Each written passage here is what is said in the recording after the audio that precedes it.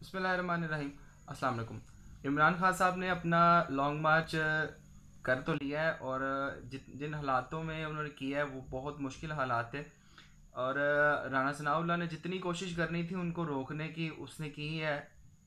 हज़ारों की तादाद में उन्होंने आंसू गैस के शेल जो है वो यूज़ किए हैं उन पर, और तशद्दुद जितना कर सकते थे। उमर अयूब को मैंने देखा, वो उसको इतने डंडे सोटे पड़े हैं। उनकी जो कमर थी वो उस पर इतने निशानात थे डंडे सोटों के। लेकिन उन्होंने बहादुरी से जो है ना वो मुकाबला तो किया है, लेकिन अब लॉन्ग मार्च कैंसिल करके वो बनीगाला चले गए हैं। और कोई मुतालबा तो नहीं उन्होंने मनवा सके, लेकिन उन्होंने एक अल्टीमेटम दे दिया है 6 दिनों का, कि 6 दिनों के अंदर जो है ना वो हुकूमत तहलील करें और इलेक्शन का जो ऐलान है वो करें। अब देखना यह है कि ये हुकूमत करती है ऐलान कि नहीं करती है इलेक्शंस का, और हुकूमत तहलील होती है कि नहीं होती। इतना आसान तो नहीं है ये सब कहना कि हुकूमत तहलील हो जाए या इलेक्शन अनाउंस कर दे। शहबाज शरीफ साहब को बड़ी मुश्किल से अपने भाई को साइड लाइन करके ये ओहदा मिला है, और वो इतनी जल्दी तो इस ओहदे को छोड़ेंगे नहीं।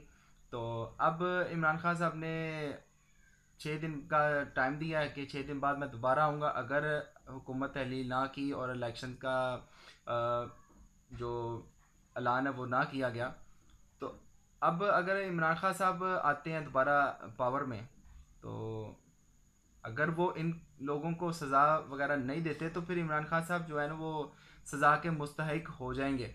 अगर इमरान खान साहब ये काम नहीं करते तो फ़ायदा फिर इमरान खान को वोट देने का। इमरान खान ने इस साल इन इन सालों में भी कुछ नहीं किया, इनको बस जेलों में डाला और कुछ भी नहीं किया। किसी को सज़ा नहीं हुई, किसी को कोई फांसी नहीं हुई। या तो ये तख्तादार पे लटकाएं इनको, मिसाल बने, ताकि आने वाला भी सोचे कि यार मैंने ये काम नहीं करना। अगर ये काम नहीं करना तो फिर हुकूमत में आने का फ़ायदा क्या आपको। अब जो इन्होंने लॉन्ग मार्च कैंसिल किया है, वो लॉन्ग मार्च इन्होंने कहा कि मुझे फ़ौज का जो फ़लाँ बंदा है उसका अगर अशोरिटी आएगी तो फिर जो है ना मैं ये लॉन्ग मार्च कैंसिल करूँगा, वरना मैं लॉन्ग मार्च कैंसिल नहीं करूँगा। और वो जो बंदे जिस बंदे की श्योरिटी मांग रहे थे वो जनरल फैज़ हमीद थे।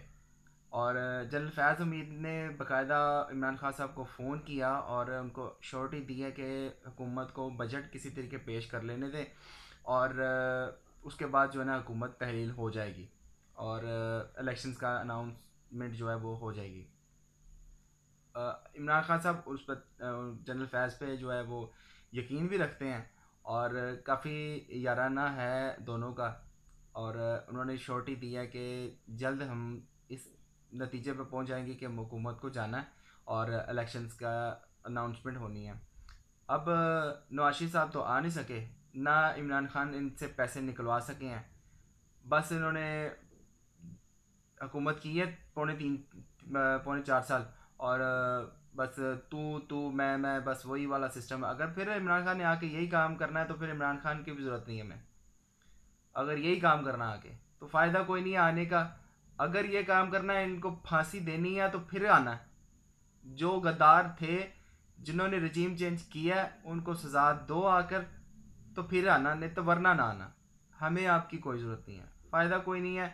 आप आके फिर वही वो नूरा कुश्ती शुरू कर देनी है, तू गंदा मैं गंदा, तू गंदा मैं गंदा।